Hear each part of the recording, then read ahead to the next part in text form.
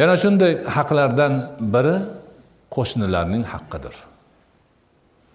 Bu ham muhim. İnson jamiyatda yashar ekan, qo'shnisi bo'lmasa bo'lmaydi. Chunki hech bir inson oilasi yolg'iz o'zi yashamaydi. Qayerda yashasa yashasin, qo'shnisi bo'ladi. Qo'shnisi esa uni doimiy hamroh. U istaydimi, istamaydimi, yonida turibdi-da. Shuning uchun Rasul akram alayhisolatu vassalam o'zlarining hadislaridan birida saodat omillarini aytganda jarus solih deganlar. Solih, yetuk, yaxshi qo'shni ham insonni bu dunyodagi saodatini omillaridan biridir. Agar qo'shni yaxshi bo'lsa, tinchda qo'shnimni yaxshi menga xiyonat qilmaydi, meni haqimda chaqimchilik qilmaydi, meni yomonlamaydi, yomonlikni menga ravo ko'rmaydi, tinch. Agar qo'shnisidan shubhasi bo'lsa, tamom. Tinch yo'qoladi. Qo'shni o'zi tinch o'tiribdi, bu qo'rqaveradi. Yomon odamida bir gap qilib qo'yarmikan, yomon bir tadbir qilib qo'yarmikan, meni yomonlab qo'yarmikan, meni haqimda chaqimchilik qilib qo'yarmikan, nima ko'ngliga kelsa kelaveradi. Ana shu e'tibordan bizning dinimizda jamiyatni mustahkamlash chora-tadbirlari, insoniy aloqalarni go'zallashtirish chora-tadbirlaridan bir tadbir sifatida qo'shnichilik aloqalarini yaxshilashni qattiq ta'kidlangan. Qur'oni Karimda o'zida kelgan, va jaridil qurba va jaril junub. Odamlarga yaxshilik qilishni aytib kelganda, qarindosh qo'shnilar va yon qo'shnilar deyilgan. Bularga ham yaxshilik qilinglar. Allohning amri shu. Mo'min musulmon inson qo'shnisiga yaxshilik qilishi, yaxshi qo'shnichilik aloqalarini o'rnatishi va bu aloqalarni rivojlantirib borishi matlubdir. Doim shu narsa kerak omillardan biridir. Xo'p, qo'shni yon qo'shnimi yoki ikkinchisi ham o'sha ichiga kiradimi degan savol bo'ladigan bo'lsa, javobida rivoyatlarda aytiladiki, ba'zi bir rivoyatlarda 10 ta uygacha deyilgan. Ba'zilariga 40 ta degancha. Ba'zilariga mahalla uziladigan joygacha hammasi qo'shni bo'ladi. Ana shularni qo'shni haqqi bor. Qaysi tarafdan bo'lsa bo'lsin, 4 tarafdan. Ana shularga qo'shniga yaxshilik qilish haqidagi amallarni qilish majburiyatidadir mo'min musulmon inson. Qo'shniga ozor bermaslik, qo'shnini hurmat qilish, undan qo'lidan kelganicha barcha yaxshiliklarni unga taqdim qilish mas'uliyat, majburiyat bo'ladi. Shuning uchun fiqh kitoblarimizda aytadiki, qo'shniga ozor beradigan narsani o'zini uyida ham qilmasin. Misol uchun deyilsa, temirchilar bosadigan tannurini o'zini uyiga qurmasin, tutuni qo'shniga chiqib ozor beradi. O'zini uyiga bolaxona qurmasin, qursa ham qo'shnisini ruxsati bilan qursin. Chunki bolaxonaga chiqqanda qo'shnining hovlisiga ko'zi tushishi ehtimoli bor. Xo'p, bir yaxshi narsa uy qurmoqchi yoki qo'shnining devoriga qandaydir bir qurilishini, yog'ochini qo'ymoqchi, buni albatta qo'shnining ruxsati bilan qilsin. O'zicha qilib qo'ymasin. Mana shunga o'xshagan ko'p narsalarni bizni demak dinimizda targ'iboti qilingan. Xo'p, qo'shnisi yomonligidan emin bo'lmagan kishilarni oqibati nihoyatda yomon bo'lishi ko'p hadislarda aytilgan.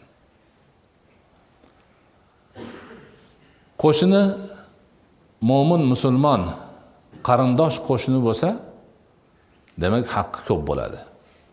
Mo'min musulmonlik haqqi bir, qarindoshlik haqqi bir, qo'shnilik haqqi bir.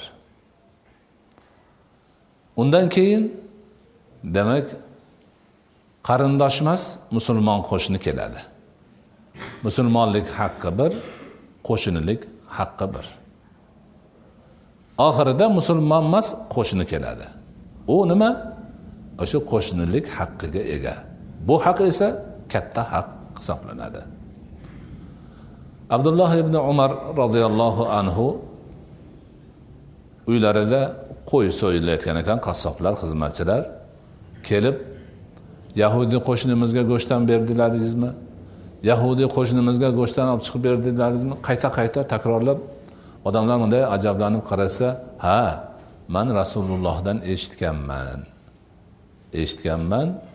Demak, Jabroil alayhissalom menga qo'shnining haqida shunchalar ko'p vasiyat qildiki, men uni merosxo'rim qilib qo'yarmikin deb o'yladim, dedilar.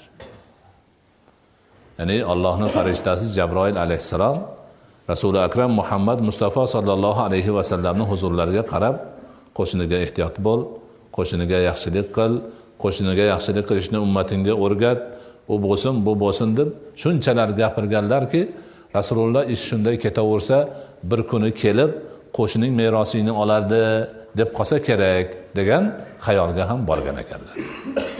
Ana qo'shnining haqqi shunday ta'kidlik haqlardan bo'lgan ekan. Xo'p, Hazrati Abdulloh ibn Umarni qilgan ishlaridan tushunyapmizki, demak qo'shni g'ayridin bo'lsa ham unga yaxshilik qilish, o'zini taomidan hadiya etish, uni ko'nglini olish, unga ozor bermaslik, uni demak doimo qo'shnichilik haqqini ado etib turish mo'min musulmon shaxsni demak vazifasi ekanligi mana shundan bilinadi. Qo'shni endi ahli solih bo'lmasa, fosiq odam har xil ozorlarni beradi, bunga sabr qilish kerak. Buni misolini o'tgan suhbatlarimizdan birida aytdik. U suhbatda bo'lmaganlar bu masjidning asosiy qavmi uchun yana takrorlaymiz.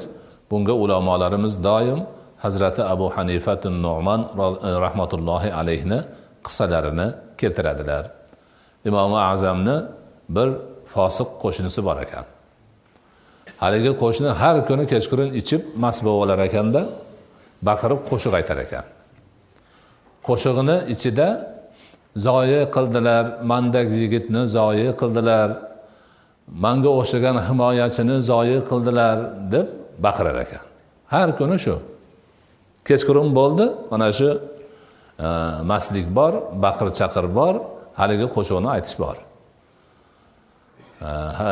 Hazrati Imom boshqa qo'shnilar ham bu kishiga sabr qilib, fosiq qo'shnini ozoriga chidab yurishar ekan.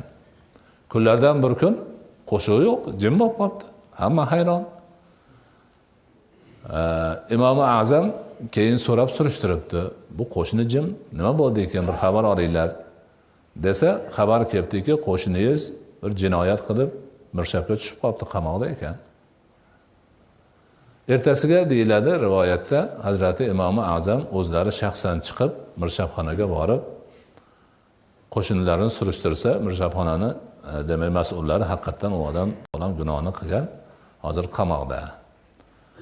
Men uchun shuni bir afv qilinglar, meni qo'shnim edi.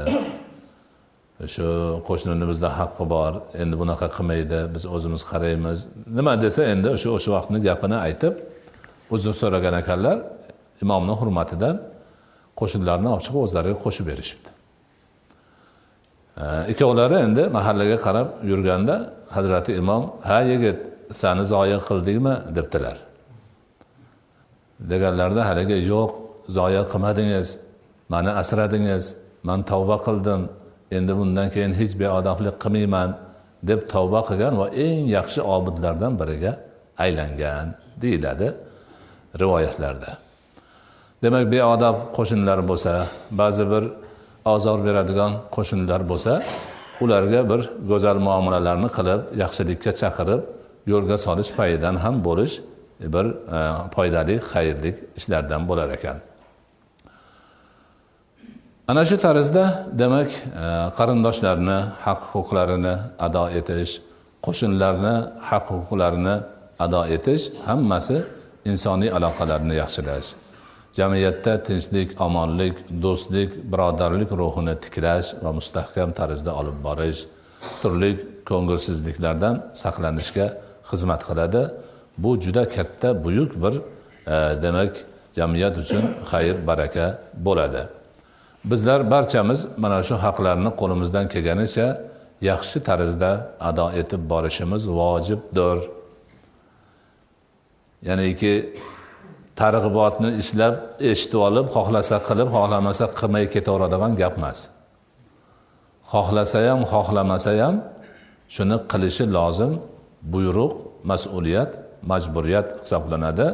Mana shu tarafiga biz ehtiyot bo'lishimiz, bularga amal qilishimiz lozim bo'ladi.